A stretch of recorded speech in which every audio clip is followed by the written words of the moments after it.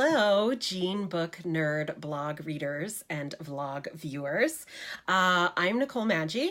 I'm the author of 5 novels, 3 of the Twin Willows trilogy, Winter Falls, In the Mouth of the Wolf, and The Blue Woods. The Forgetting, which is a standalone thriller, and my most recent novel, which is What They Don't Know, which is a hard-hitting contemporary fiction YA that came out in October. So I'm going to talk today a little bit about my crazy publication story, which is kind of a long and twisted road to publication, and I've had to face more obstacles, I'd say, than most authors do. So I always think it's kind of interesting to tell my story and for people to hear it, just in case, they're kind of used to I got an agent and then I got published. And it's like, that doesn't always happen quite that way. So here is my long and twisted tale. I started writing for publication in 1999. So yes, that was 20 years ago. And I wrote a novel that took me 6 years to write. It was an epic historical fiction. And that book did not sell, but it was good enough to get me my agent. And I signed with my agent in 2005, and she's still my agent today. She was the only agent I ever queried. And I met her through a conference, which I think hands down, conferences are the best places to meet agents because you get FaceTime, you get off their slush pile. It's great. So I met her through a conference and I thought, oh my gosh, it's so easy to get an agent. I didn't have to query anybody. It's going to be so easy to get my book published. That didn't happen. So that book was on submission for about a year before we pulled it off submission because it got rejected by pretty much every publishing house in New York. So while I was waiting for that book to sell, which it didn't, everybody kept telling me, you've got to be working on something else, be writing something new. And I didn't listen to them. I thought, well, no, because soon my book will sell and I'll be in edits and then I'll have to set that thing aside that I started working on. And then it didn't sell. And my agent said, let's put this on the back burner and get something new out there. And I didn't have anything new. I pretty much wasted a year. So that was a really good lesson to learn. And I put that lesson into practice later on in my career, which I'll get to. So eventually I started writing the book that would become my debut novel, Winter Falls, which is the first book in my Twin Willows trilogy. And I started writing that book, and fun side note, that book was actually a NaNoWriMo book. It was a 2008 NaNoWriMo book, and then it went through many edits. So I sold that book in a 3-book deal to a major publisher, in a pretty good 3-book deal to a major publisher in 2010. And again, I sort of was like, wow, this is it. My dream come true. Like, this is fantastic. I've worked so hard for this, and finally my hard work has paid off. And we like to think that the universe works that way. And sometimes it does, but sometimes it doesn't. So what happened with that book was, the publisher kept me in edits for over a year, and they kept giving me notes and notes and notes and more notes and more notes, and it was getting frustrating. And then after about a year, my editor left, and I got moved to another editor who kept saying, I love the book, it's great, I'm going to get you notes soon. And she never got me notes. She strung me along for about 6 months, and at the end of 2011, she canceled the 3-book contract. And this was devastating. It was like suffering a trauma. It was a death to me. It was a death of a dream. And it was terrible and awful, and it threw me into a deep pit of despair. And things with the publisher got kind of nasty. Um, they they tried to claim that the book that I turned in was not publishable, which just wasn't true. And I had to pull out pretty much every email I'd ever exchanged with anyone at that publisher to prove that they were lying. And that was another really good lesson, which is save every email you've ever exchanged with anyone in publishing ever. And I did, so because I'm obsessive. So it got kind of ugly, and I kind of left my agent to fight with them, which she did valiantly. And she really was amazing and went to the mat for me.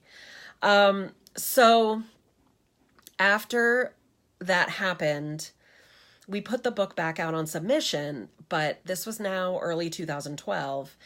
And if you know anything about the history of YA publishing, if you've been around for a while, you know that, around 2009, 2010, there was a huge onslaught of YA fantasy books about shapeshifters and, vampires, werewolves, angels, all this kind of thing. And my book, and the Twin Willows trilogy, is about a girl who can separate her soul from her body, and her soul takes on the form of a falcon. So she's essentially a shapeshifter, and it's based on Italian mythology. And it was right in line with all of the books that were coming out then. And the market was oversaturated. And by 2012, all of those books had gone out of fashion, and nobody was buying them anymore. And that was really the reason why the publisher canceled the contract. It wasn't because what I wrote was bad. It was because they didn't, there was no market for it anymore. They canceled it. So instead of selling the book quickly to a publisher as we had the first time around, it took 6 months and like 25 rejections, and it was really hard. And they kept saying the same thing over and over. Oh, we love this book, but we can't publish it right now. No one's publishing shapeshifting. So my agent said, you need to write something else now. And the problem was I couldn't, because my heart had just been broken. Publishing had just broken my heart. So I had to find a way to really heal that trauma.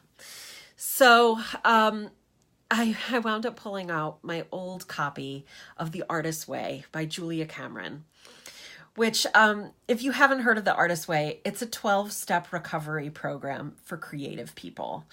And it's wonderful, and it's deep, intensive work. And I had done it once before when my first book didn't sell, and it had changed my life, basically, when I did it the first time.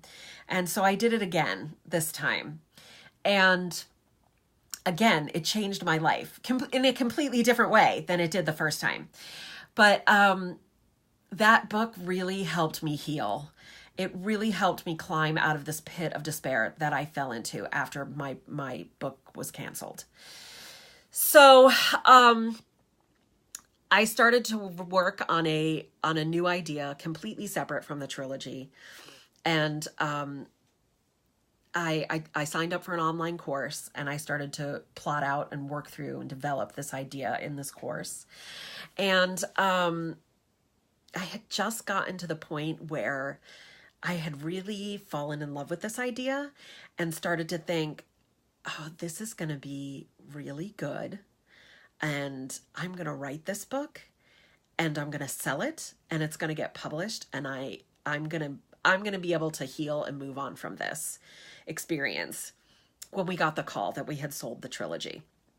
So, I don't think that timing was a coincidence. I think like I had to like fall in love with something else, with another project, and start feeling passionate about it again, and fall in love with writing again, in order to like put that energy out into the world and then to get it back to me. So we sold the trilogy to Medallion Press, which is a small press. And and they came to me and said, the earliest slot we have on our schedule is late 2014. And this was now like summer 2012. And I was like, oh, that's kind of a bummer. That's a long time to wait. But then I realized this is actually a huge gift because I have all this time to finish this new idea that I've been working on without getting distracted by, work on my trilogy. So I spent the next year writing this book, which turned out to be The Forgetting, which is my standalone thriller from Sourcebooks Fire. It came out in early 2015. And the Forgetting is about a girl who has a heart transplant and starts to remember the life of her donor. And I like to say that it's fitting that the book is about a heart transplant because it was the book that healed my heart. It was the book that made me fall in love with writing again and know that I was going to be okay and I was going to continue working. So we sold that book to Sourcebooks in 2013 in a 2-book deal. And that book was slotted for 2015. So, sorry, that was my finger in front of the camera, which I always tend to do. So everything was going along swimmingly until about 3 months before the Winter Falls was slated to be published. My old original publisher reared its ugly head and contacted my current publisher, Medallion Press, saying that they did not own the rights to that book, that I owed them the advance from what they had paid me, and until I paid that advance, that Medallion Press was not allowed to publish this book.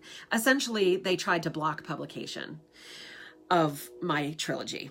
They sent a cease and desist letter to Medallion Press, and I had to hire a lawyer to fight them. And my lawyer told me that he had been dealing with this particular publisher since the 1960s, and that what they did to me was the most egregious thing he'd ever seen them do to an author. So again, as I said at the beginning, some of the things that have happened to me are not typical of what happened to a lot of authors, but I do know other authors who have had book cancellations. I know authors who have had books canceled by this particular publisher. I don't know anybody who they went after with such particular vehemence as they went after me. And to this day, I don't know why. I don't know why they got so fixated on this tiny little trilogy that wasn't going to make any money anyway because it was being published by this tiny little press. So it was crazy, and it did send me into a little bit of a tailspin, but not nearly as deeply as it did when they first canceled it. Like this time, I was just angry, and all of those tools that I had learned through the artist's way, I was able to put into practice here and just march forward and say, okay, I'm going to get through this. So we did settle it with them, and I didn't have to pay the entire advance back. I had to pay a teeny tiny little bit. But the book was able to come out, and the trilogy was published, on schedule, which was great. And then The Forgetting came out, and then one of the things that happened with my second book in my series with Sourcebooks Fire was that it took quite a while to settle on what that second book was going to be. It took about 2 years, actually, to settle on what the second book was going to be in that contract. And that was a little frustrating to have to go through that and keep pitching them ideas that they kept saying no to. But eventually, they did say yes to my idea for What They Don't Know, which is a very timely, slightly controversial novel about sexual assault and abortion. And I'm really proud of that book. I'm really proud of the work I did on that book. And once that book came out, it fulfilled all of my contracts. And so I am now contractless, which is exciting and also a little overwhelming and daunting, but it's also, I know that I'm going to continue to have books come out. And I think that why I like to tell my story about my publication journey is because I think it's a real testament to perseverance and the amount of perseverance it takes to make it in publishing. So that's a little bit about my writing history. I hope it was inspiring. I hope you will go out and find my books. I'm sure I will have more of them coming out in the future. And thank you so much, Jean, for having me on the vlog. Thanks. Bye-bye.